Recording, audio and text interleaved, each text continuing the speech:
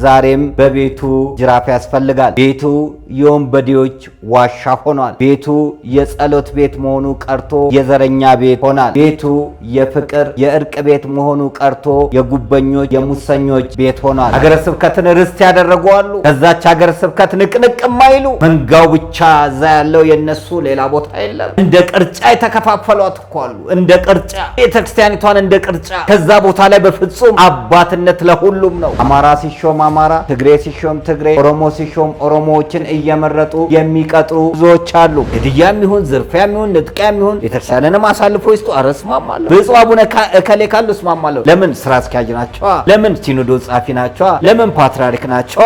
ስልጣን ላይ እስካሉ ድረስ እስማማለሁ የሚሉ ቤቴ የጸሎት ቤት እንጂ የወንበዴዎች ዋሻ አትሆንም ነው ያለው አምላካችን። ዋሻ አደረግናት፣ የወንበዴ ዋሻ፣ የዘረኛ ዋሻ አደረግናት። ክብሯን ለማሳጣት፣ ልዕልናዋን ለማሳጣት፣ ማንነቷን ለማሳጣት ከፍተኛውን በር የከፈትነው እኛ የቤቱ ያለን አገልጋዮች ነን። ምን ያላስነጠቅነው አለ? መስቀል አደባባይን አስነጠቅን፣ ጃን ሜዳን አስነጠቅን፣ በርካታ የጥምቀት ቦታዎችን አስነጠቅን። ቤተክርስቲያን እንድትደፈር አደረግን። ልጆቿ እንዲታሰሩ፣ ልጆቿ እንዲሞቱ አደረግን። በተለያየ የዘረኝነት ሲመት ምክንያት ህዝቦቿ እንዲያልቁ አደረግን። አባቶችን ክበው ወንበሩ ላይ እስካሉ ድረስ ብቻ ነው የሚክቧቸው። ስልጣን በለቀቁበት ሰዓት ዞር ብሎ አያቸው። ስራ አስኪያጅ ሲሆኑ፣ ጸሐፊ ሲሆኑ ከነሱ በላይ ላሳር ዙሪያቸውን የሚከቡ በገንዘብ የተሾሙትን እግዚአብሔር ያያል። በዘር የተሾሙትን እግዚአብሔር ያያል። በሙስና የተሾሙትን እግዚአብሔር ያያል። የተገፉትንም እግዚአብሔር ያያል። ስለ መንጋው የማይገዳቸው፣ ስለሚጠፋው ሰው የማይገዳቸው፣ በቁማር ቢጠፋ፣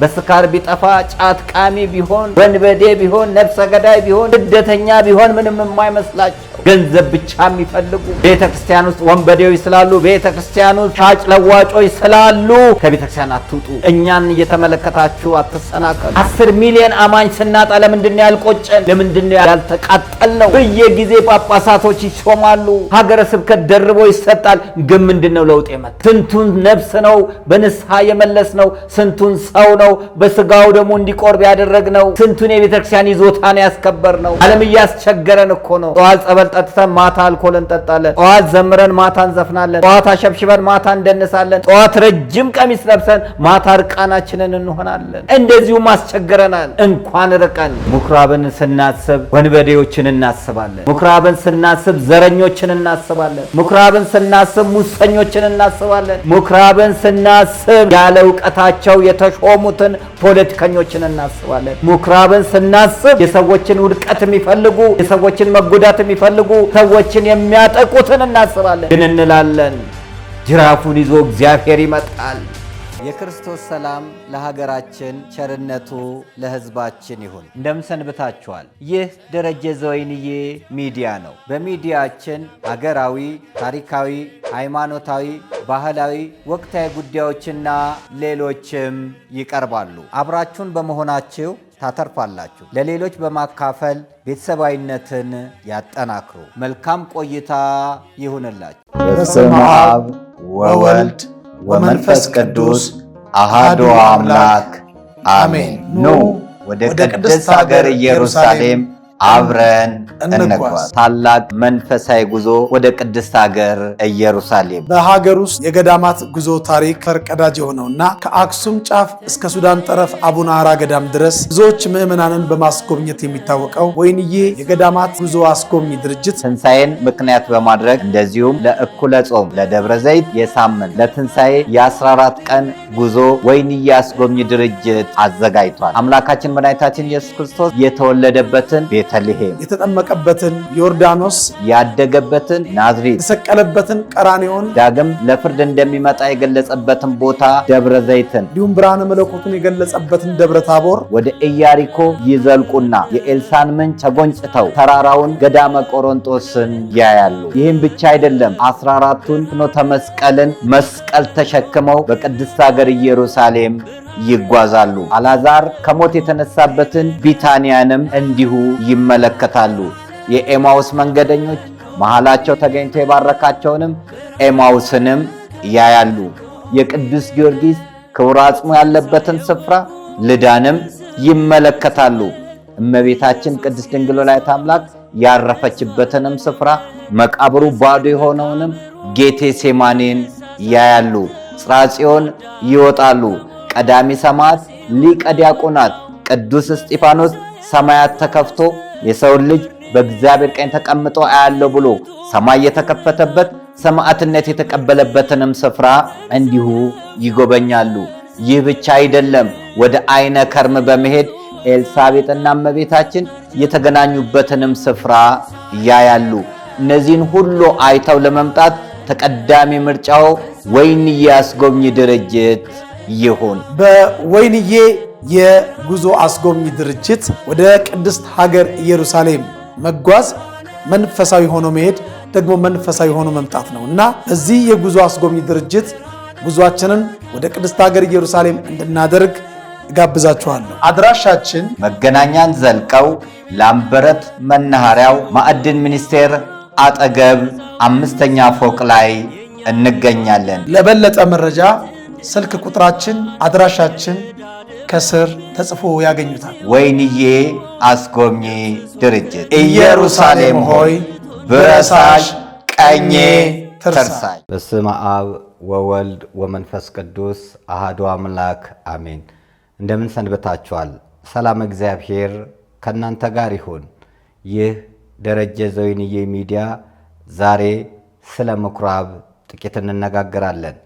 ምኩራብ ማለት ሰቀላማ ማለት ነው። ምኩራብ ማለት የአይሁድ ቤተ ጸሎት ማለት ነው። ምኩራብ ማለት አንድም ተራራ ማለት ነው። አምላካችን መድኃኒታችን ኢየሱስ ክርስቶስ ወደ ምኩራብ ሄዶ ማስተማሩን የሚታሰብበት ቤቴ የጸሎት ቤት እንጂ የወንበዴዎች ዋሻ አይደለም ብሎ እርግብ ሻጮችንና ለዋጮችን ያባረረበት፣ ገበታውን የገለበጠበት፣ በጅራፍ ያሳደደበት መታሰቢያ 3ኛ ሳምንት ምኩራብ ይባላል። ቅዱስ ያሬድ ዜመኛው ቅዱስ ያሬድ፣ ካህኑ ቅዱስ ያሬድ፣ ፈላስፋው ቅዱስ ያሬድ ጾመ ድጓ ላይ ሲጽፍ የሚዜመው ከዋዜማው ጀምሮ ሶበ ኢየሱስ ምኩራበ አይሁድ የሚባለው ነው። እንግዲህ እነዚህን ሳምንታት ስያሜ የሰጠው ኢትዮጵያዊ ሊቅ የዜማ ባለቤት ቅዱስ ያሬድ ነው። ቅዱስ ያሬድ ተነግሮ የማያልቅ ጸጋ የተሰጠው ታሪኩ በኢትዮጵያን ዘንድ በብዛት ያልታወቀ ስውር የሆነ ታላቅ ኢትዮጵያዊ ኮከብ ሐዋርያ ነው። እንግዲህ በእነዚህ ጊዜ ላይ አምላካችን መድኃኒታችን ኢየሱስ ክርስቶስ ወደ ምኩራብ በገባበት ሰዓት አስቀድሞ ኢሳይያስ ተናግሮት የነበረውን የኢሳይያስን መጽሐፍ ጥቅሉን ያነብ ነበረ። ቤቴ የጸሎት ቤት ነው የሚለውን አይሁዳውያን በምኩራብ ውስጥ ሻጭ ለዋጭ ስለሆኑ አምላካችን ትዕግሥት የባህሪ የሆነው ጅራፉን አንስቶ ቤቱን አጸዳ። አዎ ቤቱ ሊጸዳ ይገባል። በዚህ በምኩራብ በ3ኛው ሳምንት የሚነበቡት መልእክታትና ወንጌል ምስባክ እንዲህ ያለ ነው። በመጀመሪያ የሐዋርያው የቅዱስ ጳውሎስ መልእክት ወደ ቆላስይስ ሰዎች የሚላከው ምዕራፍ 2 ላይ ያለ ይነበባል። እንደዚሁም የይሁዳ መልእክት ምዕራፍ 2 ይነበባል። ግብረ ሐዋርያት ስንመጣ ምዕራፍ 10 ላይ የሐዋርያት ሥራ ይነበባል። ከዛም መዝሙር 68 ላይ የቤት ቅናት በልታኛለች የሚለውን ዲያቆኑ ያዜመዋል። በመጨረሻም ወንጌሉ ዮሐንስ ወንጌል ምዕራፍ 2 ይነበባል። እንግዲህ እነዚህ መልእክታትና ወንጌል ምስባኩ በዕለት የሚባል ሲሆን ቅዳሴውም ቅዳሴ ዘእግዚ ወይንም የጌታ ቅዳሴ ይቀደሳል። ቤተ ክርስቲያናችን ስንዱ እመቤት የጸጋ ግምጃ ቤት ስለሆነች ትውልዱ እንዳይሳሳት ቅዳሴው ምን ይሁን፣ መልእክቱ ምን ይሁን፣ ወንጌሉ ምን ይሁን፣ ምስባኩ ምን ይሁን እያለች አስቀድማ አዘጋጅታለች። በየአይነቱ ቀርቦልናል። የእኛ ድርሻ የቤተ ክርስቲያንን በረከት ታጥቦ መብላት ብቻ ነው። አባቶቻችን ጸሎትን ሲያበጁ ማህሌቱን፣ ሰዓታቱን፣ ኪዳኑን ሲያዘጋጁ ዕለቱን ግጻዌን ጠብቀው ያደርጋሉ። ለዚህ ነው እንግዲህ ወንጌል ከመነበቡ በፊት አስቀድሞ የቅዱስ ጳውሎስ መልእክት ወደ ምዕራብ ተዞሮ ይነበባል። ሐዋርያው ቅዱስ ጳውሎስ ብዙውን ጊዜ በምዕራብ ስላስተማረ መጀመሪያ የቅዱስ ጳውሎስ መልእክት ይነበባል። ከዛ በኋላ ነው እንግዲህ የይሁዳ ሊሆን ይችላል፣ የጴጥሮስ ሊሆን ይችላል፣ የዮሐንስ መልእክት ሊሆን ይችላል። ይህንን ስርዓት ጠብቃ የምትሄድ ቅድስት ቤተ ክርስቲያን ናት።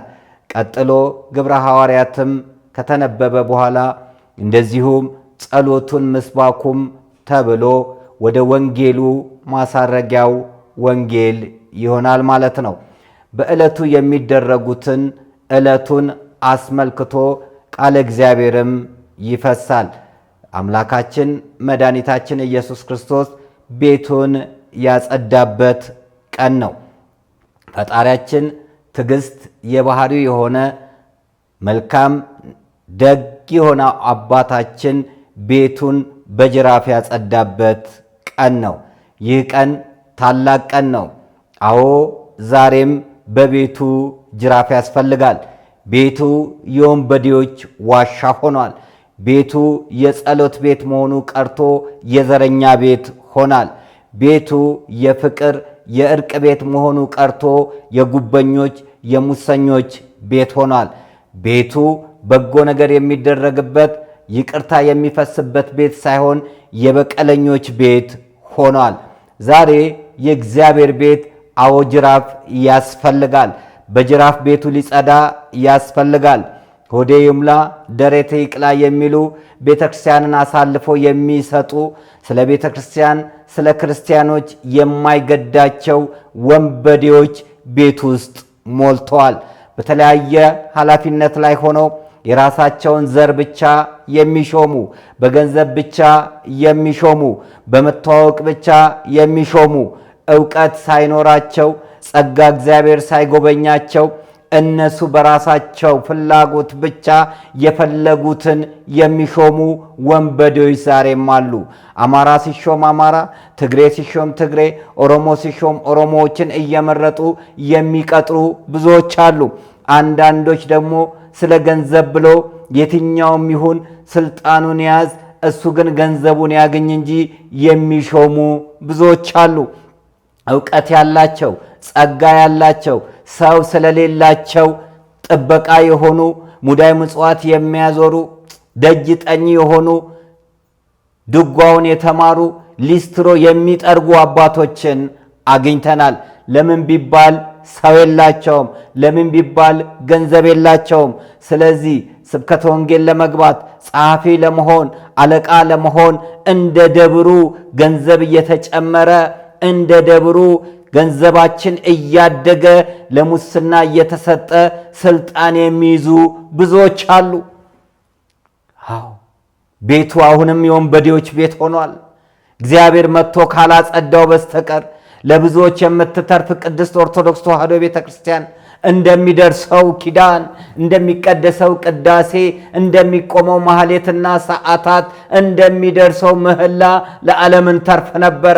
ነገር ግን ፍቅር የለንም፣ ስምምነት የለንም፣ ህብረት የለንም።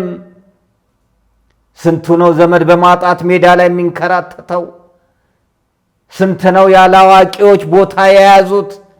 በአንድ ወቅት አንዱ ቅዳሴ ሲቀድስ ዲያቆኑ አራት አይና የሆኑት ዕውቀት ያላቸው አባት አስቀዳሽ እንደ ምእመን ሆነው ምስባኩን ሲለው ሲጨፈልቀው ጨንቋቸው ማወቅ ያስጨንቃልና ቅዳሴውን ሲጨርስ ምን ነው ልጄ ብትማር ብታውቅ ኖሮ ብሎ ቢሉት ባውቅማ ኖሮ እንደርሱ አስቀዳሽ እንጂ ቀዳሽ አልሆንም ነበር አለ ይባላል። ብዙዎች በወንበር ኃላፊነት ላይ የተቀመጡት በገንዘባቸው ስልጣን የያዙ ብዙዎች አሉ። ዕውቀት እያላቸው ጸጋው እያላቸው ማስተዳደር እየቻሉ ገንዘብ ስለሌላቸው ዘመድ ስለሌላቸው ወገን ስለሌላቸው ብቻ ስራ ያላገኙ የሚንከራተቱ ካህናት ብዙዎች አሉ። ወንጌልን የሚያውቁ ድጓውን የሚያውቁ ቅዳሴ መምህር የሆኑ የዜማ መምህር የሆኑ በርካታ ስራ መስራት የሚችሉ ነገር ግን ሰው ስለሌላቸው አስታውሳለሁ። በአንድ ወቅት ቅዱስ እስጢፋኖስ ቤተክርስቲያን ስብከተ ወንጌል ኃላፊ እያለሁ ዘበኛው ለካ እውቀቱ የትና የት ነው፣ ጥበቃ ነው። መጥቶ አናገረን። ነገር ግን በወቅቱ የነበሩት ሰበካ ጉባኤ መልካም ስለሆኑ ከዛ ቦታ ላይ ተነስቶ ወደ መቅደስ አገልግሎት እንዲመጣን የተደረገው መርጌታው ያንን ሁሉ ዕውቀት ይዞ ያንን ሁሉ ጸጋ ይዞ ጥበቃ ነበረ። ዛሬም እኮ አሉ ሙዳይ ምጽዋት የሚያዞሩ፣ ዛሬም እኮ አሉ በየሜዳው የሚንከራተቱ ሎተሪ የሚያዞሩ። ለምን? በወንበዴዎች ስለተያዘ መቅደሱ፣ በሙሰኞች ስለተያዘ መቅደሱ፣ በዘረኞች ስለተያዘ መቅደሱ፣ በተለያየ ኃላፊነት ላይ የሚቀመጡ ፖለቲከኞች ስለያዙት ቦታውን። እግዚአብሔር ቤቱን ሊያጸዳ ያስፈልጋል። ቤታችን ካልጸዳች ሀገር አትጸዳም። ቤታችን ውስጥ ያለው ችግር ካልጸዳ አውዳሽ ጫማ ላሾች በቁም እያነገሷቸው በቁም እያጸደቋቸው ነገ ስልጣን ሲለቁ አብረው የሚጥሉ የሆሳዕና አገልጋዮች አሉ። አንዳንድ የሆሳዕና አገልጋዮች አባቶችን ክበው ወንበሩ ላይ እስካሉ ድረስ ብቻ ነው የሚክቧቸው። ስልጣን በለቀቁበት ሰዓት ዞር ብለው አያቸውም። ስራ አስኪያጅ ሲሆኑ፣ ጸሐፊ ሲሆኑ ከነሱ በላይ ላሳር ዙሪያቸውን የሚከቡ እርሶ እኮ የሚሉ ብዙዎች አሉ። እኛ አባት ከስልጣን ዞር ካሉ ዋና ከሳሽ የሚሆኑት እነሱ ናቸው። አምላካችን መድኃኒታችን ኢየሱስ ክርስቶስን ንገስብን ብለው በሆሳዕና ጊዜ ልብሳቸውን እንዳነጠፉ ከዛ በኋላ ይሰቀል ብለው አዋጅ እንዳወጁ ዛሬ አንዳንድ የሆሳዕና አገልጋዮችም አሉ። ስልጣን ላይ አባቶቻችን ሲቀመጡ፣ ስልጣን ላይ የመንግስት ባለስልጣናት ሲሆኑ፣ ኃላፊነት ላይ ሰዎች ሲሆኑ አጎብዳጆች አሉ። አወዳሾች፣ ከንቱ ውዳሴ የሚያወድሱ፣ ከሰዎች ጋር የሚያጋጩ፣ እውነት ተናጋሪዎች እንዲወደዱ የማያደርጉ፣ ጠልፈው ለመጣል የሚጥሩ፣ በብዕራቸው በሚያገኙት አጋጣሚ ሁሉ ቤት ለቤት እየዞሩ ክፉ ስራ የሚሰሩ ብዙዎች አሉ። እግዚአብሔር ቤቱን ሊያጸዳ ያስፈልጋል። ዋጋ የተከፈለላትን ቅድስት ኦርቶዶክስ ተዋሕዶ ቤተክርስቲያንን አባቶቻችን በጸሎት ያቆዩአትን ቤተክርስቲያን የቅዱሳን መናኸሪያ የሆነችው ኦርቶዶክስ ተዋሕዶ ቤተክርስቲያን ሀገር ሲያረጅ ጃርት ያፈራል እንዲሉ ዛሬ አንዳንድ ጃርት የሆኑ ሰዎች ለቤተክርስቲያን እንቅፋት በመሆን መንጋው እንዲበላ ስለ መንጋው የማይገዳቸው ስለሚጠፋው ሰው የማይገዳቸው በቁማር ቢጠፋ በስካር ቢጠፋ ጫት ቃሚ ቢሆን ወንበዴ ቢሆን ነፍሰ ገዳይ ቢሆን ስደተኛ ቢሆን ምንም የማይመስላቸው ገንዘብ ብቻ የሚፈልጉ ውዳሴ ብቻ የሚፈልጉ በቁም መጽደቅን የሚፈልጉ መፈተንን መጠየቅን የማይፈልጉ ወንበዴዎች አሉ። አሁን ቤቴ የጸሎት ቤት እንጂ የወንበዴዎች ዋሻ አትሆንም ነው ያለው አምላካችን። ዋሻ አደረግናት፣ የወንበዴ ዋሻ፣ የዘረኛ ዋሻ አደረግናት። ክብሯን ለማሳጣት፣ ልዕልናዋን ለማሳጣት፣ ማንነቷን ለማሳጣት ከፍተኛውን በር የከፈትነው እኛ የቤቱ ያለን አገልጋዮች ነን። ምን ያላስነጠቅነው አለ? መስቀል አደባባይን አስነጠቅን፣ ጃን ሜዳን አስነጠቅን፣ በርካታ የጥምቀት ቦታዎችን አስነጠቅን። ቤተ ክርስቲያን እንድትደፈር አደረግን። ልጆቿ እንዲታሰሩ፣ ልጆቿ እንዲሞቱ አደረግን። በተለያየ የዘረኝነት ሲመት ምክንያት ህዝቦቿ እንዲያልቁ አደረግን።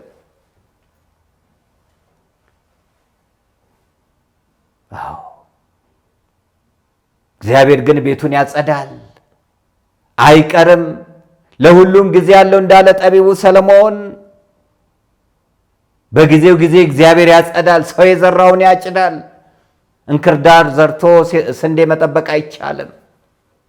ሰዎችን አሳዝኖ፣ ሰዎችን አፈናቅሎ፣ ሰዎች ላይ መከራ አምጥቶ ምክንያት እየሰጡ መበቀያ እያደረጉ ስልጣናቸውን፣ ወንበራቸውን መበቀያ እያደረጉ እስር ቤት የተወረወሩ ካህናት አሉ። ስም ተሰጥቷቸው እስር ቤት የገቡ ያለ በደላቸው ያለ ኃጢአታቸው። የሚያወድ ሰው ግን ስልጣን ያገኛል። አስታውሳለሁ በአንድ ወቅት አንድ ዲያቆን ከዛም ቀስሶ ነበር ጠርቶ እስቲ አቡነ ከሌና አናግርልኝ አለ። እኔ በዚህ ጉዳይ በስልጣን ጉዳይ አንድም ጊዜ አባቶችን አናግሬ አላቅም። አንድም ሰው ይቀጠር ብዬ ደውዬ ጳጳሳትን አናግሬ አላቅም። ብዙ ጊዜ እንዲህ አይነት ጥያቄዎች ይመጣሉ። ክፍለ ሀገርም ስንሄድ አቡነ ከሌን ታውቃቸዋለህና እባክህን አስቀጥረኝ የሚሉ ብዙዎች አሉ። ግን አንድም ጊዜ አይኔ እንደዚህ አይነት ውስጥ የአስተዳደር ስራ ውስጥ አልገባም አልኩኝ። በሌላ ጊዜ ታቦት ሲወጣ አንድ ቤተ ክርስቲያን ላይ ስንገናኝ ለካ እሱ ወዲያው አለቃ ሆኖ ደረቱን ነፍቷ በግልምጫ አናገረኝ። ገንዘቤ ካለ አለ አለቃ ሆኖ ተገናኘን። ስንት ነው የተሾመው? እግዚአብሔር ያውቀዋል ይሄንን እውነት። በገንዘብ የተሾሙትን እግዚአብሔር ያያል። በዘር የተሾሙትን እግዚአብሔር ያያል። በሙስና የተሾሙትን እግዚአብሔር ያያል። የተገፉትንም እግዚአብሔር ያያል። ከስራ የተባረሩትን እግዚአብሔር ያያል። ደጅ ጠኝ የሆኑትን እግዚአብሔር ያያል። የተጨነቁትን እግዚአብሔር ያያል። ሰው ስለሌላቸው ብቻ ቦታው በወንበዴዎች ተይዞ ችግር ውስጥ የገቡትን እግዚአብሔር ያያል።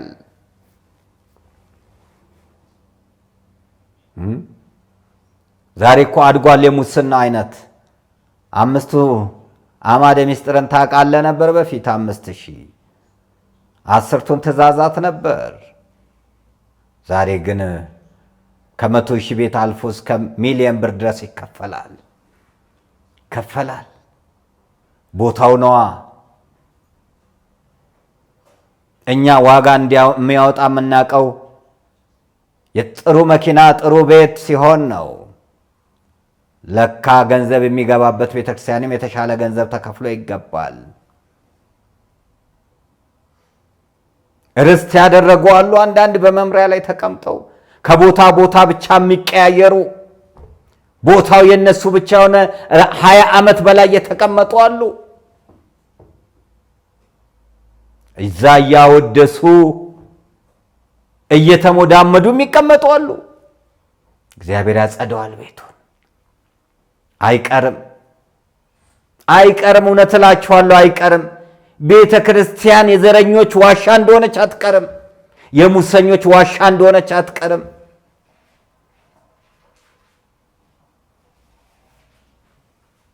እግዚአብሔር ይመጣል። ለእያንዳንዳችን እንደ ስራችን መጠን ይከፍል ዘንድ ይመጣል እግዚአብሔር። ዝም አይልም እግዚአብሔር። ይመጣል። ግልጦ ነው ይመጣል እግዚአብሔር። ስለ ወንጌል የማይጨነቅ ስለ ትውልድ መጥፋት የማይጨነቅ ስለ ክርስትና የማይጨነቅ ሕዝቤ እውቀት ከማጣቱ የተነሳ ጠፍቷልና ይላል። ቃል እግዚአብሔርን የተጠሙ ብዙዎች አሉ። ወንጌልን የተጠሙ ብዙዎች አሉ። ክርስትና የናፈቃቸው ብዙዎች አሉ። ቅዳሴ የሚፈልጉ ብዙዎች አሉ። በጦርነቱ ምክንያት በኮሮና ምክንያት ስንት ገዳማት ተዘጉ፣ ስንት አብያተ ክርስቲያናት ፈረሱ፣ ስንት የአብነት ትምህርት ቤቶች ተበተኑ። ማን ዞር ብሎ ያያቸው? ማን ያያቸው? ሀገረ ስብከትን ርስት ያደረጉ አሉ። ከዛች ሀገረ ስብከት ንቅንቅ የማይሉ መንጋው ብቻ እዛ ያለው የነሱ ሌላ ቦታ የለም። እንደ ቅርጫ የተከፋፈሏት እኮ አሉ። እንደ ቅርጫ ቤተ ክርስቲያኒቷን እንደ ቅርጫ ከዛ ቦታ ላይ በፍጹም አባትነት ለሁሉም ነው። አባትነት ለዓለም ነው። አባትነት በተለይ ለተቸገሩ ጠረፍ ላይ ላሉ ወገን ደራሽ ለሌላቸው ወንጌልን ለተራቡና ለተጠሙት ነው። ማን ይፈልጋል ይሄንን? ማን በረሃ ውስጥ ሄዶ ያገለግላል? ማን የተቸገረበት ስፍራ ላይ ሄዶ ያገለግላል? ስለዚህ የሚፈለገው የተደላደለ ነገር ነው። የሚፈለገው የተሟላ ነገር ነው።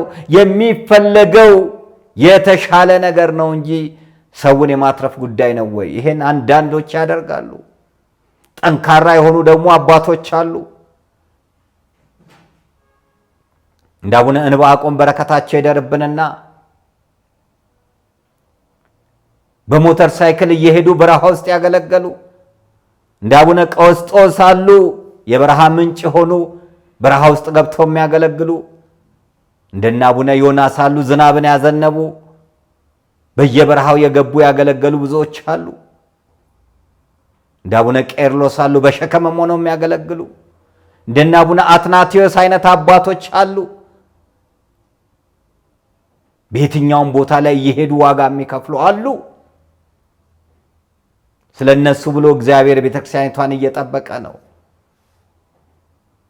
ከከተማ የማይወጡ ደግሞ አሉ። በስራ አስኪያጅ ብቻ ስራ የሚሰሩ፣ ዞር ብሎ መንጋውን የማያዩ፣ በልመና የሚመጡ ታቦት ሲመጣ ለመባረክ አንዳንዶች ጭራሽ እንኳን አይቀድሱም አሉ። ሀገረ ስብከታቸውን ዞር ብሎ የማያዩ፣ ስንት አብያተ ክርስቲያናት እንዳለ እንኳን የማያውቁ፣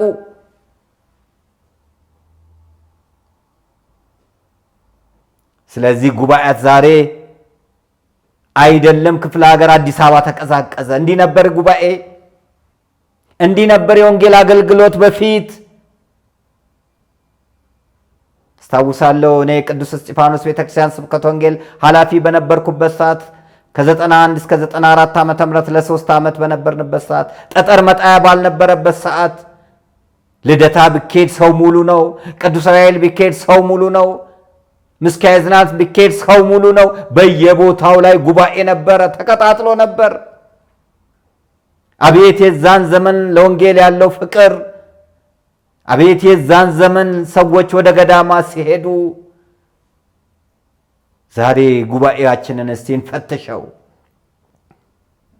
ለምንድነው ሰው ከቃለ እግዚአብሔር የራቀው?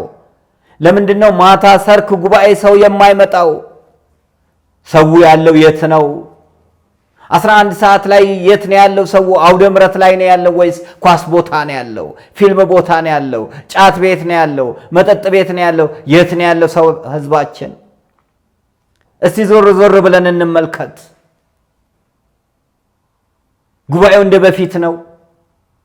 ለምንድነው ጉባኤው እየቀጠለ ያልሄደው? 10 ሚሊዮን አማኝ ስናጣ ለምንድነው ያልቆጨን? ለምንድነው ያልተቃጠል ነው? እግዚአብሔር አንድ ነፍስ ትገደዋለች። ሳምራዊቷ ነፍስ ገዳው ነው የሄደው። እኛ ግን ምንም አይመስለንም። ምንም በየጊዜ ጳጳሳቶች ይሾማሉ። ሀገረ ስብከት ደርቦ ይሰጣል። ግን ምንድነው ለውጥ የመጣው? ስንቱን ነፍስ ነው በንስሐ የመለስ ነው? ስንቱን ሰው ነው በስጋው ደግሞ እንዲቆርብ ያደረግ ነው? ስንቱን የቤተ ክርስቲያን ይዞታን ያስከበር ነው? ጥምቀት መጣ ጭንቀት፣ ደመራ መጣ ጭንቀት።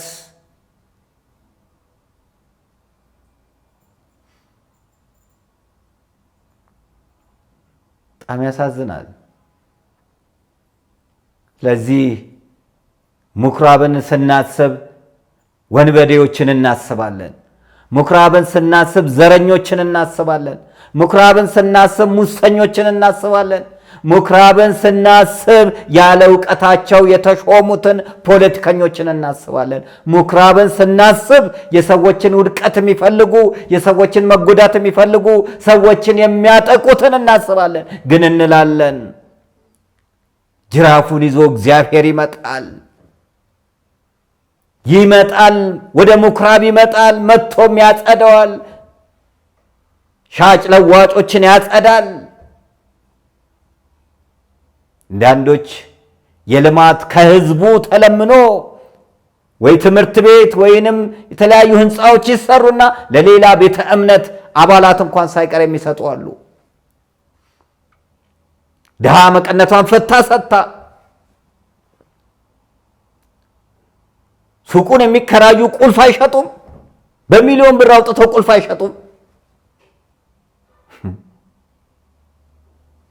ያንን ሱቅ ለመስራት ያንን ህንፃ ለመገንባት ሲለመን የሚሰጠው ከሀብታሙ በላይ ድሃው ነው።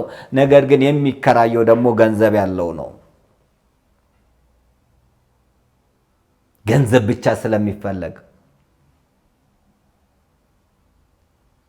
ዛ ዋጋ ለከፈሉ መልካም ላደረጉ ምን የተለየ ነገር ተደረገላቸው? ለአጥቢያው ምዕመናን ለድሃይቱ ብትሞት እኮ በገንዘብ ነው የምትፈታው።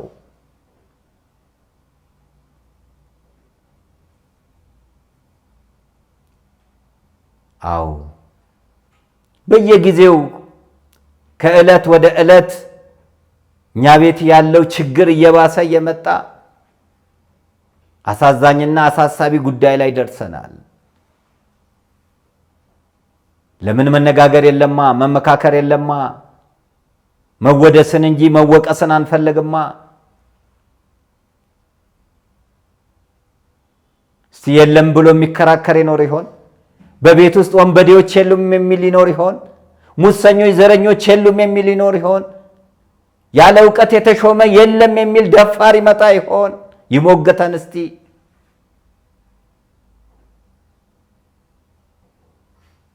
ሁሉ በቲፎዞ ሁሉ በጓደኝነት ምርጫ ሲቀርብ በወዳጅነት ይደረጋል። እጅግ በጣም የሚያሳዝን ነው። እጅግ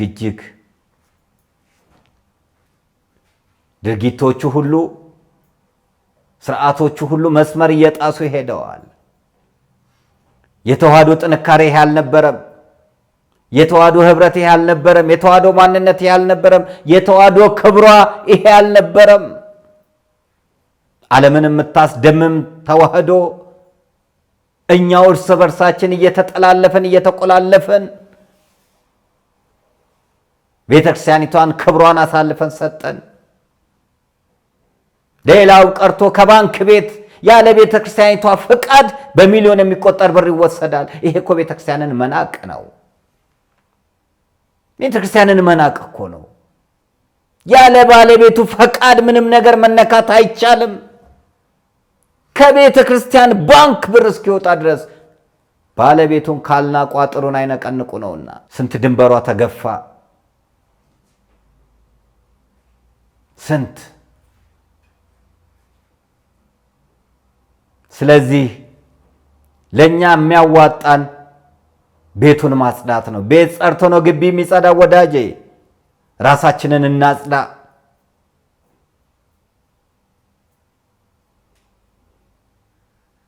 አንዳንድ ቦታ አለቃው ይነሳልን፣ አስተዳዳሪው ይነሱልን ይባላል። ከዛስ ከአንድ ቦታ ወደ ሌላ ቦታ ይመደባሉ። ያቺ የኛ ቤተክርስቲያን አይደለችም። ትልቁ ቅጣት ቦታ መቀየር ነው። በቃ ይሄ ነው። አቤት ቅጣት!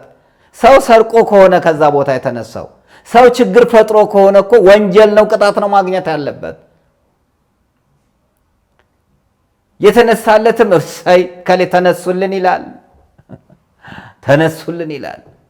የሚሄዱበትስ ቤተክርስቲያን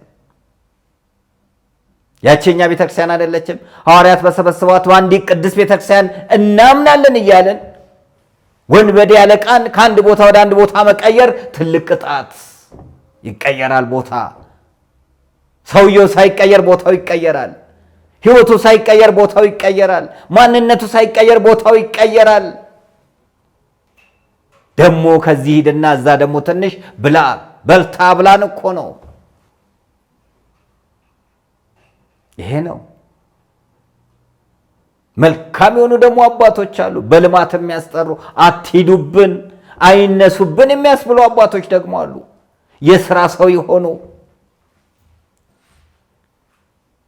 ስብከተ ወንጌሉን በማስፋፋት ልማት በማምጣት ሰንበት ትምህርት ቤትን በማጠናከር አገልግሎቱን በማስፋት ትልቅ ሥራ የሚሰሩ ደግሞ አለቆች አሉ። የበጎ ነገር ተምሳሌት የሆኑ አለቆች አሉ። ስማቸውን ተክለው የሄዱ ሲቀየሩ እንኳን ከተቀየሩም በኋላ የአጥቢያው ሕዝብ በዓላት ሲኖር የሚጋብዛቸው አንዳንዶቹን አይናቸውን ላፈር እኛ ጋር እንዳይደርሱ የሚባሉም አሉ። ይሄ ሞት ነው። በዚህ በችግር ሰዓት፣ በዚህ በድህነት ሰዓት፣ በዚህ በመከራ ሰዓት ሙዳይ ምጽዋቱን የሚሞላው እኮ ድሃው ነው። ልናዝለት ይገባል። ትኩረት ልንሰጠው ይገባል። ስለ ነፍሱ ልንጨነቅ ይገባናል። የአንድ ሀገረ ስብከት ሊቀ ጳጳስ ሆኖ ህዝቦቹ በተኩላ ሲበሉ፣ ምዕመናን በተኩላ ሲበሉ ዞር ብለው የማያዩ የማያውቋቸው አሉ።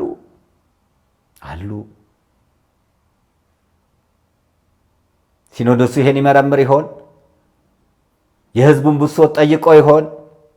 ብፁዕ አቡነ እከሌ በሀገረ ስብከታቸው ምን ስራ ሰርተዋል ብሎ አወዳጅ ስራ አስኪያጅ እንዲያወድሱ ከማድረግ ይልቅ ወደ ምዕመኑ ወርዶ እውነት አገልግሎት አግኝታችኋል ብሎ ጠይቆ ይሆን? ጥናት አድርጎ ይሆን? በዚህ ሀገረ ስብከት ወንጌል ተስፋፍቷል ወይ? የጠፉት ተገኝተዋል ወይ? የሞቱት ፍታት አግኝተዋል ወይ? በሕይወት ያሉት ሥጋው ደሙን ተቀብለዋል ወይ ብሎ አጥንቶ ይሆን? ጉድለቱ እንዲሞላ ድካሙ እንዲበረታ እንዲስተካከል ይህን ሰርቶ ይሆን? ሪፖርት ይቀርባል ቅዱስ ሲኖዶስ ስብሰባ ላይ። በብፁዕነታቸው መልካም ፍቃድ ተብሎ ያለ የሌለ ልክ ቀብር ላይ እንደሚባል ሰውየው ወንበዴ ይሁን ነፍሰ ገዳይ ይሁን ዱርዬ ይሁን ምን ይሁን ብቻ የመጨረሻ ሲነበብ ለሟቹ ዜና እረፍቱ ሲነበብ አቶ ከሌ መልካም ደግ ሩህሩህ ነበሩ ይባልለታል። ስንቱን ያስለቀሰውን፣ ስንቱን ያሳሰረውን፣ ስንቱን ደም እንባ ያስነባው ሰው ሩህሩህ ተብሎ ሕይወት ዜናው ላይ ይነበብለታል፣ እረፍቱ ላይ ይነበብለታል። አሁንም ሀገረ ስብከት ያሉ ምዕመናን እያለቀሱ እየተጨነቁ ግን የሚቀርበው ሪፖርት አቤት ውዳሴ! እኛ ቤት ውዳሴ ከንቱ ገብቶ ነው እንደዚህ የሚያባላን። ቤተ ክርስቲያኒቷን እንደነው መርከብ እንድትናወጥ እንደበሶ እንድትበጠበጥ የሚያደርገው ይሄ ነው። ከንቱ ውዳሴ። ያልሰሩትን ሰሩ፣ ያልፈጸሙትን ፈጸሙ እያለን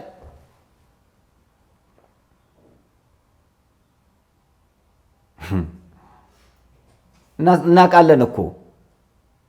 ዞር ሲሉ ጳጳሳት አንቺ የሚሉ እኮ አገልጋዮች ከስራቸው ያሉ ናቸው። እሷ ደግሞ የሚሉ ጳጳሱን እዛ አብረዋቸው እየበሉ እየጠጡ። በአንድ ወቅት በረከታቸው የደርብና አቡነ ጳውሎስ ሲያስተምሩ በኤችአይቪ ዙሪያ ብዙ ጊዜ ይናገሩ ነበርና አረዘሙ። እኚህ ደግሞ አይጨርሱም እንዲደው አረዘሙ፣ ሁልጊዜ እንዳረዘሙ እያሉ ያሟቸው ነበር። ካለቀ በኋላ ማዕድ ሊቀርብ ሲል ልጆቼ አስረዘምኩባቸው ሲሉ እንዲህ አባታችን እንደ ማር የሚጣፍጥ አሳጠሩት እንጂ ያሉ አስታውሳለሁ። ስብሰባም ተቀምደው አንደኛው ጳጳስ እንቅልፍ ወስዷቸው ነበር። አቡነ እከሌ ያልላችሁ ቅዱስ ፓትርያርኩ አቡነ ጳውሎስ ምንም አልተናገሩም። እሳቸው ሲነቁ እርሶስ ምን ይላሉ ሲባል እኔ ቅዱስነታቸው በተናገሩት ሐሳብ እስማማለሁ ያሉ። እሳቸው እኮ አንድም ነገር አልተናገሩም። እስማማለሁ አሉ። አሁን ይስማማሉ እንዴ? እሳቸው ካሉ እስማማለሁ። ግድያም ይሁን ዝርፊያም ይሁን ንጥቂያም ይሁን ቤተክርስቲያንንም አሳልፎ ይስጡ፣ ኧረ እስማማለሁ። ብፁዕ አቡነ እከሌ ካሉ እስማማለሁ። ለምን? ስራ አስኪያጅ ናቸዋ። ለምን? ሲኖዶስ ጻፊ ናቸዋ። ለምን? ፓትርያርክ ናቸዋ። ስልጣን ላይ እስካሉ ድረስ እስማማለሁ የሚሉ ዘመነ እስማማለዎች ብዙዎች አሉ። ልክ ስብሰባ ላይ እከሌ እንዳለው እንደሚባለው እንዳለው ካለ በቃ አለ እኮ እከሌ እንዳለው። ሲወርዱ ደግሞ አይስማሙም። ሌላ ሲሾም ደግሞ ከሚሾመው ጋር የሚስማሙ አሉ። ተመሳስለው እንደ እስስት የሚኖሩ አሉ እኮ። በተቀያየሩ ቁጥር ባለስልጣናቱ ሃይማኖታዊ አባቶች ወንበሩን በያዙ ቁጥር አብረው የሚቀያየሩ ብዙ፣ ሲወርዱ ዞር የሚሉ፣ ሌላ ሲመጣ አብረው የሚሆኑ ብዙዎች አሉ። አንዳንዶች የደበቁትን ዘር ሁሉ የሚያወጡ ብዙዎች አሉ። ዘራቸውን ቆጥሮ የማያውቁትን ዘር ልክ አሁን ስልጣን ላይ ሲመጡ እኔ እኮ እንዲህ ነኝ የሚሉ ብዙዎች አሉ። አይቺ ቤተክርስቲያን በእርግጥ በኖህ መርከብ ውስጥ ሰውና እርግብ ብቻ አልነበሩም፣ ውሻና እባብም ሌሎችም አራዊቶች ነበሩ። አሁንም አሉ። የመርከቧ ጠባቂ ኖህ እንደነበረ ሁሉ የቤተክርስቲያን ራስ ኢየሱስ ክርስቶስ ስላለ መርከቧ ብትነዋወጥም አትሰምጥም። ያጸዳል። አጽጂው ንጉሥ ይመጣል። ኤልሻዳዩ ይመጣል።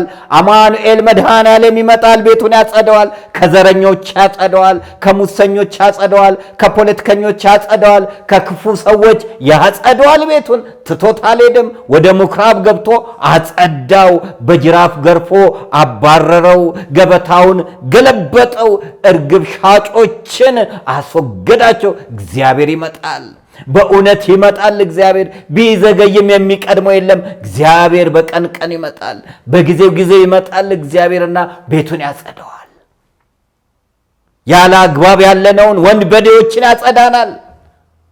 ቤተክርስቲያኒቷን የምናስነቅፈውን፣ ቤተክርስቲያኒቷን የምናሰድበውን፣ ቤተክርስቲያኒቷን አሳልፈን የሸጥነውን፣ በንጹሐን ደም የቀለድነውን፣ በንጹሐን እንባ የቀለድነውን ግፍ የሰራነውን እግዚአብሔር መጥቶ ያጸደዋል። ያጸደዋል፣ አይቀርም። እናንተ ግን በጊዜውም ያለ ጊዜውም በያላችሁበት ጽኑ። ከቤተ ክርስቲያን አትውጡ። ቤተ ክርስቲያን ውስጥ ወንበዴዎች ስላሉ፣ ቤተ ክርስቲያን ውስጥ ሻጭ ለዋጮች ስላሉ ከቤተ ክርስቲያን አትውጡ። እኛን እየተመለከታችሁ አትሰናከሉ፣ አትሰናከሉ። ባላችሁበት ጽኑ። ንበሩ ሀገረ ኢየሩሳሌም እስክትለብሰው ኃይለ ማርያም እንዳለ ኃይልን ከአርያም እስክታገኙ በኢየሩሳሌም ጸንታችሁ ቆዩ እንዳለ አምላካችን መድኃኒታችን ኢየሱስ ክርስቶስ በኢየሩሳሌም በቤተክርስቲያን ጸንታችሁ ቆዩ። ወጀብ ይኖራል፣ ፈተና ይኖራል፣ መከራ ይኖራል። የማትጠብቁትን ነገር ልትሰሙ ልታዩ ትችላላችሁ። ግን ጸንታችሁ ቆዩ፣ እግዚአብሔር ያጸደዋልና። ቅዱስ ጴጥሮስ በዚህ መኖር ለእኛ መልካም ነው። አንድ ለአንተ፣ አንድ ለሙሴ፣ አንድ ለኤልያስ 3 ዳስ እንስራ እንዳለ በቤተክርስቲያን መኖር ለእኛ መልካም ነው። ደብረ ታቦር ለእኛ መልካም ናት ቤተክርስቲያናችን። ስለዚህ በቤተክርስቲያን እንጽና። እንደኛ አይነቱን ደካማዎችን ተመልክታችሁ እንዲማ ከሆነ ቤተክርስቲያን ባልሄድ ሳትበሉ፣ ገንዘብ የሚወዱትን ተመልክታችሁ፣ ዘረኞችን ተመልክታችሁ፣ የሚሰራው ጥሩ ያልሆነውን ስራ ተመልክታችሁ ከቤተክርስቲያን አትራቁ፣ ከቤተክርስቲያን አትኮብልሉ። አሳ ከባህር ክርስቲያን ከቤተክርስቲያን ከወጣ ይሞታል። ዓለም ይቀበልሃል፣ አጨብጭቦ ይቀበልሃል። ዴማስ ዓለምን ወዶ ትቶኛል አለ ቅዱስ ጳውሎስ። ተሰሎንቄ ተልኮ የተሰሎንቄ መብራት አሳስታው ሐዋርያው ዴማስ የቅዱስ ጳውሎስ አገልጋይ ረድ የነበረ ጠፍቶ ቀርቷል። ዛሬ ብዙዎች ዓለም የወሰደቻቸው አሉ። ትላንት የሰንበት ትምህርት ቤት አገልጋይ የነበሩ፣ ትላንት አስቀዳሽ የነበሩ፣ ትላንትና ገዳማት ይዞሩ የነበሩ፣ ትላንትና በበጎ ነገር የሚታወቁ፣ ትላንትና ጸበል ካልጠጡ ከቤት የማይወጡ፣ በየሳምንቱ ጸበል የሚጠመቁ፣ ሱባኤ የሚገቡ ሰዎች ዛሬ ጫት ቃሚዎች፣ ዛሬ ቁማርተኞች፣ ዛሬ ሲጋራ የሚስቡ ስንቶች ሆነዋል። በኳስ ሱስ የተጠመዱ፣ መጠጥ ቤት የሚገኙ፣ ጉባኤውን የዘነጉ ብዙዎች አሉ። ከእግዚአብሔር እቅፍ የወጡ ትላንትና ኪዳን ሳያደርሱ የማይሄዱ፣ ወደ ስራም ወደ ተለያየም ቦታ ትላንትና ቤተክርስቲያንን ሳይሳለሙ የማይውሉ፣ ትላንትና በጎ ከማድረግ ወደ ኋላ የማይሉ፣ ትላንትና በዝማሬ ቤተክርስቲያንን ሲያገለግሉ የነበሩ፣ ዛሬ ለጥምቀት እንኳን መምጣት ያልቻሉ፣ ዛሬ ለደመራ መምጣት ያልቻሉ፣ ዛሬ ጌታችን ተወለደ ሲባል ገና ላይ እንኳን መሳተፍ ያልቻሉ፣ ዛሬ ጌታችን ተነስቷል ሲባል ትንሣኤው ላይ ያልተገኙ፣ ዛሬ ሕማማቱ ላይ ያልተገኙ ብዙዎች አሉ። ትላንት ከቤቱ ያልጠፉ፣ ትላንት ታዛው ስር ሆነው መጠለያው ስር ሆነው የሚጸልዩ፣ ትላንት መቅደስ ውስጥ ሆነው ሥጋው ደሙን ይቀበሉ የነበሩ፣ ትላንትና አስማያ ላንተ እያሉ በዜማ ይቀበሉ የነበሩ፣ ትላንትና ተሰጦ ይመልሱ የነበሩ፣ አልፎም ተርፈው የመቅደስ አገልጋይ የነበሩ ዛሬ ቢዚ ሆነው፣ ዛሬ ዓለም ወስዳቸው፣ ዛሬ ገንዘብ አሳስቷቸው፣ ዛሬ ጊዜ አጣው በማለት ከቤተ ክርስቲያን የኮበለሉ ብዙዎች አሉ። ትላንትና ከበሮ ይመቱና ይዘምሩ የነበሩ፣ ሳይዘምሩ መዋል የሚቸገሩ ሰዎች እኔና ቤቴ እግዚአብሔርን እናመልካለን እንዳለ ኢያሱ ቤታቸው ዝማሬ፣ ቤተ ክርስቲያን ዝማሬ፣ ቤታቸው ጸሎት፣ ቤተ ክርስቲያን ጸሎት፣ ቤታቸው ጸበል፣ ቤተ ክርስቲያን ጸበል የነበረ፣ ቤታቸው ሰግደው ቤተ ክርስቲያን ሰግደው የሚመጡ፣ በዓሉን እየዘከሩ የጽዋ ማህበርተኞች የነበሩ፣ ቅዱሳንን ስም እየጠሩ ይዘክሩ የነበሩ፣ በየገዳማቱ ይዞሩ የነበሩ፣ ከአንድ ቦታ ወደ አንድ ቦታ እየሄዱ እግዚአብሔርን ይማጸኑ የነበሩ፣ ገዳማትን ይረዱ የነበሩ፣ በአንድም በሌላ በእኛ በደካሞችም ተሰናክለው ይሁን በራሳቸውም ድካም ከቤቱ የራቁ ብዙዎች አሉ። ሀገር ሲቀይሩ ጠባያቸው የተቀየሩ ብዙዎች አሉ። ቦታ ሲቀይሩ ጸባያቸው የተቀየረ ብዙዎች አሉ። ስልጣን ሲያገኙ፣ ዝና ሲያገኙ፣ ሀብት ሲያገኙ ማንነታቸውን ያጡ ብዙዎች አሉ። ከእግዚአብሔር እቅፍ የወጡ ብዙዎች አሉ። ቤተ ክርስቲያንን ዞር ብሎ ማየት ያልቻሉ የሚንቋት ብዙዎች አሉ። ከሃይማኖታቸውም የኮበለሉ ብዙዎች አሉ። ሃይማኖታቸውን የቀየሩ ብዙዎች አሉ። ትላንት አገልጋይ የነበሩ፣ ትላንትና በቤተ ክርስቲያን ውስጥ የቆዩ ነገር ግን ስር ስላልሰደዱ ፈተና መቋቋም ያቃታቸው፣ መጽናት ያቃታቸው የኮበለሉ ብዙዎች አሉ። መመለስ ይሻለናል። ወደ እናታችን እቅፍ እንመለስ። የራቀንን እንቅረብ፣ የወሰድንን እንመልስ፣ የበደልን እንካስ። ወደ ቅድስት ቤተ ክርስቲያን እንምጣ። ከእናታችን ውጪ ሌላ ምንም ነገር አያስፈልገንም። እኛ ኦርቶዶክሳውያን እናት እንጂ እንጀራ እናት የለንም። አባት እንጂ እንጀራ አባት የለንም። አድራሻችን ቀራንዮ መስቀል ስር ነው። 14ቱን ምዕራፋት ማለፍ ያስፈልጋል። ሕማማቱን ማለፍ ያስፈልጋል። ቀራንዮ ላይ ለመገኘት ግርፋቱን ማለፍ ያስፈልጋል። መጠማትን ማለፍ ያስፈልጋል። መራብን ማለፍ ያስፈልጋል። መራቆትን ማለፍ ያስፈልጋል። አድራሻችን ቀራንዮ ነው። ስለዚህ ቀራንዮ ላይ እንገናኝ። ግዴላችሁም ከቤቱ የራቃችሁ ሰዎች፣ ከዝማሬው የራቃችሁ፣ ከጸበሉ የራቃችሁ፣ ከአምልኮቱ የራቃችሁ፣ ከሰዓት ከማህሌቱ የራቃችሁ ሰዎች ኑ ወደ ቀደመው ሰዓታት፣ ኑ ወደ ቀደመው ማህሌት፣ ኑ ወደ ቀደመው ኪዳን፣ ኑ ወደ ቀደመው ቅዳሴ፣ ኑ ወደ ቀደመው የወንጌል አገልግሎት፣ ኑ ወደ ቀደመው የሰንበት ትምህርት ቤት አገልግሎት ተመለሱ። ወንበዴዎች ስላሉ ወደ ኋላ አትቅሩ። ጌታ እግዚአብሔር ማጽዳቱ አይቀርማ። ያጸደዋላ፣ ይመጣል። እግዚአብሔር ሲመጣ በቤቱ መቅደሱ እንዲያገኘን፣ እግዚአብሔር ሲመጣን በአውደ ምሕረቱ እንዲያገኘን፣ እግዚአብሔር ሲመጣ በዝማሬ እንዲያገኘን፣ እግዚአብሔር ሲመጣ በጎ በመስራት እንዲያገኘን ወደ በጎነታችን እንመለስ። ቤተ ክርስቲያን ሁልጊዜ በጎ ናት። በውስጡ ያለነው እናስቸግራለን እንጂ ቤተ ክርስቲያን ሁልጊዜ መልካም ናት። እስቲ ራሳችንን እንጠይቅ። በሕፃንነት በወጣትነት ያኔ ቤተ ክርስቲያን ሰፈራችን ባለው ደብር አገልግሎታችን ምን ይመስል ይሆን? እስቲ አገልግሎታችንን ቃኘው። አታስታውሱትም? ቤተ ክርስቲያን አዳር ስንሄድ አታስታውቱም?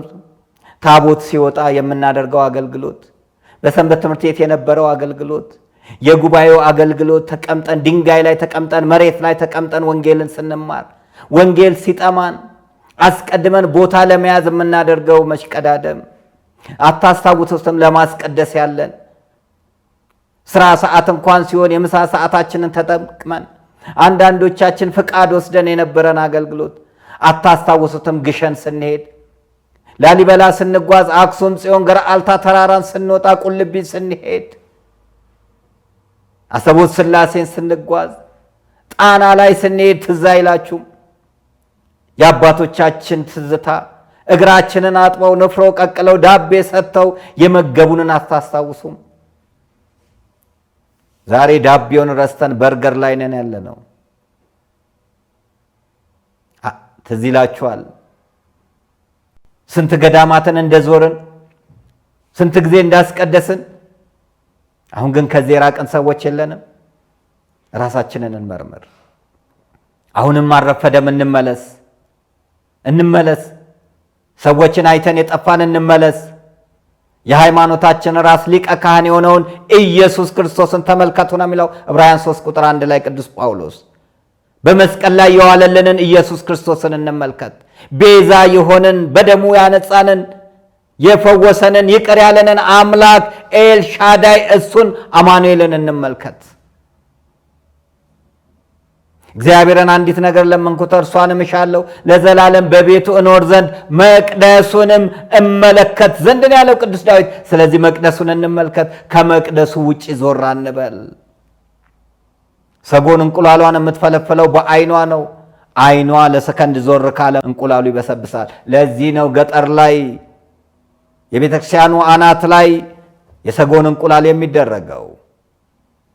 ክርስቶስ ኢየሱስ ከቤተክርስቲያን ዞር ካለ ቤተክርስቲያን ስለምጠፋ እኛም ከቤተክርስቲያን ዞር ካለን እንጠፋለን።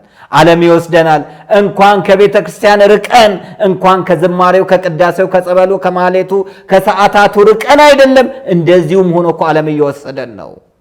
ዓለም እያስቸገረን እኮ ነው። ጠዋት ጸበል ጠጥተን ማታ አልኮል እንጠጣለን። ጠዋት ዘምረን ማታ እንዘፍናለን። ጠዋት አሸብሽበን ማታ እንደንሳለን። ጠዋት ረጅም ቀሚስ ለብሰን ማታ ርቃናችንን እንሆናለን። እንደዚሁም አስቸግረናል። እንኳን ርቀን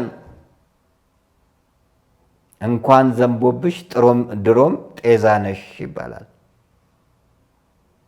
እንኳን ከእግዚአብሔር ቤት ርቀን አይደለም ወንጌሉንም እየሰማን መጽናት አቅቶናል።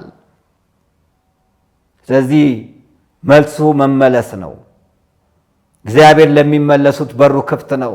የጠፋው ልጅ ሲመለስ በአባቴ ቤት ብዙ ባለሟሎች አሉ፣ ከልጆች እንደ አንዱ አድርገኝ ሳይሆን ከባሪያዎቹ እንደ አንዱ አድርገኝ ልበለው። አባቴ የወንበዴዎች አባት ሊባል አይገባም፣ አባቴ የሌባ አባት ሊባል አይገባም ሲል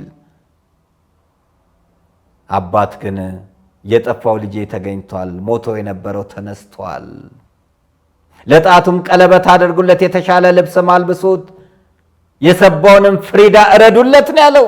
የጠፋው ልጄ ተገኝቷል ብሎ በፍቅር ይቀበልሃል። ከዝማሬ የራክ ተመለስ፣ ከጸበሉ የራክ ተመለስ፣ ከአውደ ምሕረቱ የራክ ተመለስ፣ ከመቅደሱ የራክ ተመለስ፣ ከማህሌቱ ከሰዓታቱ የራክ ተመለስ። ከእናት ቤት ወዴት ትሄዳለህ? ከወዴት ትሄዳለህ? ከእንጀራ ይልቅ ጠላ ቂጣን አትምረጥ። ግድ የለም የእናት ቤት እንጀራ ይሻልሃል።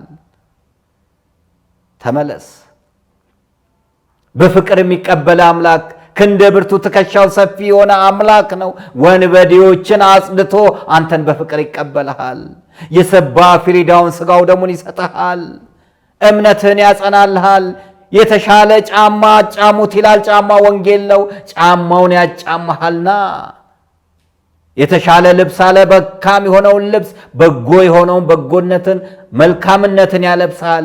የኛ ጌታ የኛ ንጉሥ ቅዱስ ሥጋውን ክቡር ደሙን የሰጠን አምላክ የታመነ ነው። ስለዚህ እንመለስ ወደ ቤቱ። ምኩራብን ስናስብ እግዚአብሔር ቤቱን አጽድቶ ቤቱ መልካም ቤት፣ ቤቱ የጸሎት ቤት፣ ቤቱ የፍቅር ቤት፣ ቤቱ የእርቅ ቤት፣ ቤቱ የትህትና ቤት መሆኑን ያሳየናል። ለዛሬ በዚሁ ይበቃናል። እንግዲህ በሚቀጥለው ደግሞ እንደ እግዚአብሔር አምላክ ቅዱስ ፈቃድ በምንችለው አቅም እንማማራለን። ስትሄዱ የጎደለው ሞልቶ የጠፋው ተገኝቶ ይጠብቃችሁ። የእግዚአብሔር ቸርነት፣ የእናታችን የእመቤታችን የቅድስት ድንግል ማርያም አማላጅነት፣ የጻድቁ አባቴ የአቡነ ሲኖዳ ተራዳይነት አይለየን። ምኩራብ ሰላም ለኢትዮጵያ ይሁን። አሜን። በስመ አብ ወወልድ ወመንፈስ ቅዱስ አሃዱ አምላክ አሜን። ኑ ወደ ቅድስት ሀገር ኢየሩሳሌም አብረን እንጓዝ። ታላቅ መንፈሳዊ ጉዞ ወደ ቅድስት ሀገር ኢየሩሳሌም። በሀገር ውስጥ የገዳማት ጉዞ ታሪክ ፈርቀዳጅ የሆነውና ከአክሱም ጫፍ እስከ ሱዳን ጠረፍ አቡነ አራ ገዳም ድረስ ብዙዎች ምዕመናንን በማስጎብኘት የሚታወቀው ወይንዬ የገዳማት ጉዞ አስጎብኝ ድርጅት ትንሣኤን ምክንያት በማድረግ እንደዚሁም ለእኩለ ጾም፣ ለደብረ ዘይት የሳምንት፣ ለትንሣኤ የ14 ቀን ጉዞ ወይንዬ አስጎብኝ ድርጅት አዘጋጅቷል። አምላካችን መድኃኒታችን ኢየሱስ ክርስቶስ የተወለደበትን ቤተልሔም፣ የተጠመቀበትን ዮርዳኖስ፣ ያደገበትን ናዝሬት፣ የተሰቀለበትን ቀራንዮን፣ ዳግም ለፍርድ እንደሚመጣ የገለጸበትን ቦታ ደብረ ዘይትን፣ እንዲሁም ብርሃነ መለኮቱን የገለጸበትን ደብረ ታቦር ወደ ኢያሪኮ ይዘልቁና የኤልሳን ምንጭ ተጎንጭተው ተራራውን ገዳመ ቆሮንጦስን ያያሉ። ይህም ብቻ አይደለም። 14ቱን ፍኖተ መስቀልን መስቀል ተሸክመው በቅድስት ሀገር ኢየሩሳሌም ይጓዛሉ። አልዓዛር ከሞት የተነሳበትን ቢታንያንም እንዲሁ ይመለከታሉ። የኤማውስ መንገደኞች መሃላቸው ተገኝቶ የባረካቸውንም ኤማውስንም ያያሉ። የቅዱስ ጊዮርጊስ ክቡር አጽሙ ያለበትን ስፍራ ልዳንም ይመለከታሉ። እመቤታችን ቅድስት ድንግል ወላዲተ አምላክ ያረፈችበትንም ስፍራ መቃብሩ ባዶ የሆነውንም ጌቴሴማኒን ያያሉ። ጽርሐ ጽዮን ይወጣሉ። ቀዳሚ ሰማዕት ሊቀ ዲያቆናት ቅዱስ እስጢፋኖስ ሰማያት ተከፍቶ የሰውን ልጅ በእግዚአብሔር ቀኝ ተቀምጦ አያለው ብሎ ሰማይ የተከፈተበት ሰማዕትነት የተቀበለበትንም ስፍራ እንዲሁ ይጎበኛሉ። ይህ ብቻ አይደለም። ወደ አይነ ከርም በመሄድ ኤልሳቤጥና እመቤታችን የተገናኙበትንም ስፍራ ያያሉ። እነዚህን ሁሉ አይተው ለመምጣት ተቀዳሚ ምርጫው ወይንዬ አስጎብኝ ድርጅት ይሁን። በወይንዬ የጉዞ አስጎብኝ ድርጅት ወደ ቅድስት ሀገር ኢየሩሳሌም መጓዝ መንፈሳዊ ሆኖ መሄድ ደግሞ መንፈሳዊ ሆኖ መምጣት ነው እና እዚህ የጉዞ አስጎብኝ ድርጅት ጉዟችንን ወደ ቅድስት ሀገር ኢየሩሳሌም እንድናደርግ ጋብዛችኋለሁ። አድራሻችን መገናኛን ዘልቀው ላምበረት መናኸሪያው ማዕድን ሚኒስቴር አጠገብ 5ኛ ፎቅ ላይ እንገኛለን። ለበለጠ መረጃ ስልክ ቁጥራችን፣ አድራሻችን ከስር ተጽፎ ያገኙታል። ወይንዬ አስጎብኝ ድርጅት። ኢየሩሳሌም ሆይ ብረሳሽ ቀኜ ትርሳሽ። እኛ በትላንትናና በነገ መካከል ያለን ዛሬ ነን። ዛሬ ላይ ሆነን ነገን በበጎ ነገር እንገንባ። ነገ አዲስ ቀን ነው። ቀኑም ደግሞ ደስ ይላል። ደረጀ ዘወይንዬ ሚዲያ ኢትዮጵያዊ ማንነት